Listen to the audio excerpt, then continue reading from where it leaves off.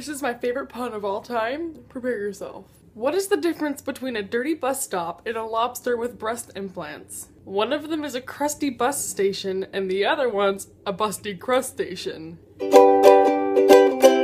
So hi everyone, today I thought I would do a video that I saw someone else do and I'm not sure who it was, but I thought I would give my opinion on this, and that is how to tackle large books. I'll be completely honest with you, I get really intimidated by big books. If I see it on my shelf, I'll probably be like, yeah, I'll read that later. Prime example, I'll probably never read this just because it's as big as my face.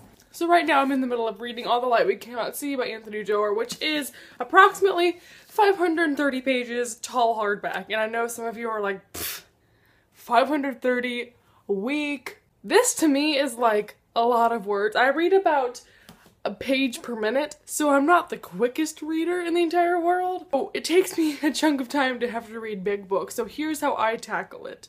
I haven't even opened my notes. I'm very prepared for this video.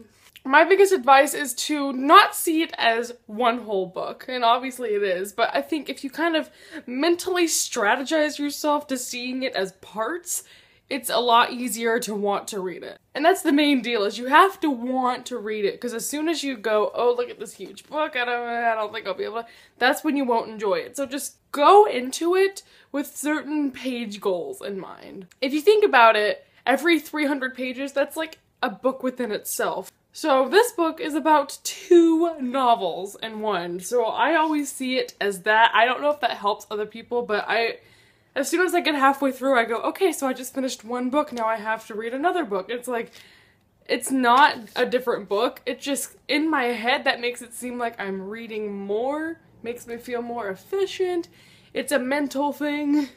And also it's kind of like that thing you do in class where you're like, okay, I have a 40-minute class, I just have to get through 10 minutes 4 times. And I think it's very applicable to reading too, so like, instead of saying, oh wow, I have 500 pages to read, I can say, okay, I only have to read 100 pages 5 times. Which leads me to my next point. If you give yourself a page goal per day, like 100 pages a day, that's 5 days.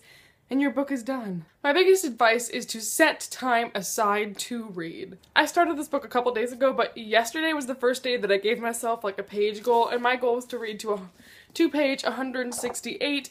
I made it to page 113, so I did not make it, and I was kind of distraught about it because I've been procrastinating, which is like #1 thing you have to stop doing if you want to read big books, is put time aside to read. So I always read after school. I will come home, have a snack, read.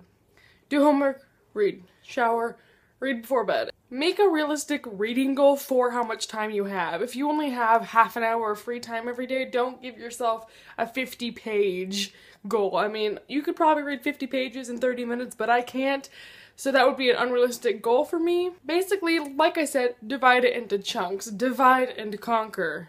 Another really good advice I have for you is to give yourself as much time as possible, because I know that I can't show you because I'm using it as a tripod, but I have 3 other books I want to read this month, and it's kind of making me like, I feel like if I take too long with this, I'm not going to get to the other one. So what I recommend is give yourself over the amount of time that it would take you to read this book before you plan to read other things. So, for example, if you read 10 books every month and you pick out 10 books to read on your TBR, maybe the month that you read a 600-page book, maybe only give yourself 5 other books to read. Just overcompensate a little bit, like, assume this is going to take you longer than you think it will take, because then you will have extra time to read this. If you give yourself too much time, you can always just go back and add more books, and plus you won't feel like you're crunching for time in 1 month to try and get this one thing done.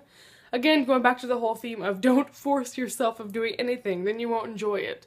Something you might want to try out is picking up an ebook. There's ebook libraries and there's also e-readers. Hello, ooh, come be my prop. Lovely Kindle. Okay, there's definitely a toilet paper ad, but Kindle! Kindles are awesome because you can't tell what page, well, you can tell what page you're on, but since there's no physical book, you can't be on page, like, 4, looking at it going, I'm only on page 4, because you're blind, you're holding this, it's this thickness the entire time. So maybe if you don't psych yourself out over the physical size of it, then it will be a lot easier to read on an ebook. It could be less frustrating for you, or it could be more frustrating for you if you like to see where you stand in the book, if you like to see all the pages. Maybe you'll just have to stick to a physical copy, but I definitely recommend trying an ebook of a large book. And lastly, if you're reading a large book and it's getting slow or you feel like it's too much, feel free to take a break. Now granted, I don't mean put the book down, read 17 other books, then come back to it and forget everything you read before, but it's definitely okay to get through like 400 pages of a book, just feel like you've just been reading it forever, and then you just go and read something else, something small.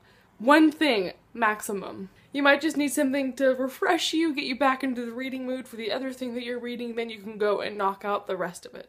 So just kind of exampling some things I'm going to be doing. My page goal for today is 268 because I'm doing 100 per day and that would go along with the whole theme. So right now I'm on page 147. I have over 100 pages, which means if I time myself, which I recommend highly seeing how fast you read one page so you're able to calculate times of when you'll be able to do things, that's about 2-ish hours of reading if I'm distracted. Right now it is 4 o'clock, so if I edit this video, then I go sit down, I can read till 6, or I can read an hour, then come back after a shower.